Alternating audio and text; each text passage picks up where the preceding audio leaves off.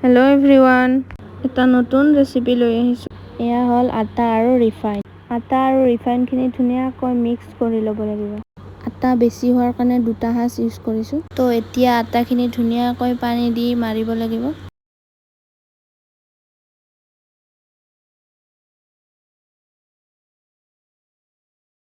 আটাটো ধুনীয়াকৈ মাৰি আছোঁ।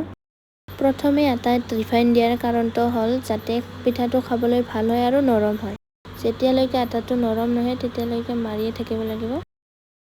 এতিয়া আটাটো মাৰা হয়। এইখিনি আটাৰ সৰু সৰু গোল কৰিব লাগিব। এতিয়া ধুনীয়াকৈ ৰুটিখন গোল কৰিম। ৰুটিখন গোল কৰা হ'ল। এতিয়া ৰুটিখনত নাৰিকলৰ ক্ষীৰ দি পিঠাটোৰ ওপৰত টিপি দিব লাগিব যাতে ক্ষীৰটো ওলাই নাহে।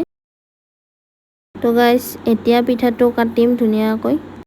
এই পিঠাটোৰ নাম হ'ল জন পিঠা আৰু বহুতে কাটা পিঠা বুলিও কয়। মই কিন্তু কাটা পিঠা কওঁ দে গাইজ। আমি ঈদত প্ৰায়ভাগ এইটো পিঠা বনোৱা হয়।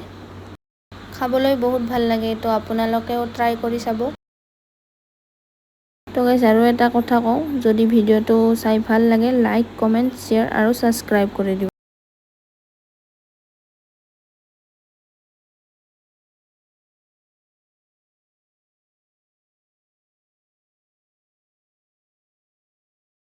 তো গাইজ, ফাইনেলি কটা হৈ গ'ল।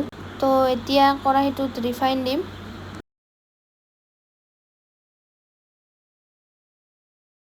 কেৰাহীটোত ৰিফাইন দিয়াৰ পিছত যেতিয়া অলপ অলপ গৰম হ'ব তেতিয়া পিঠাটো দি দিব লাগিব। পিঠাটো এতিয়া ধুনীয়াকৈ ভাজিব লাগিব। ফাইনেলি ৰেডি হৈ গ'ল জন পিঠা। এতিয়া টেষ্ট কৰি চাওঁ আৰু।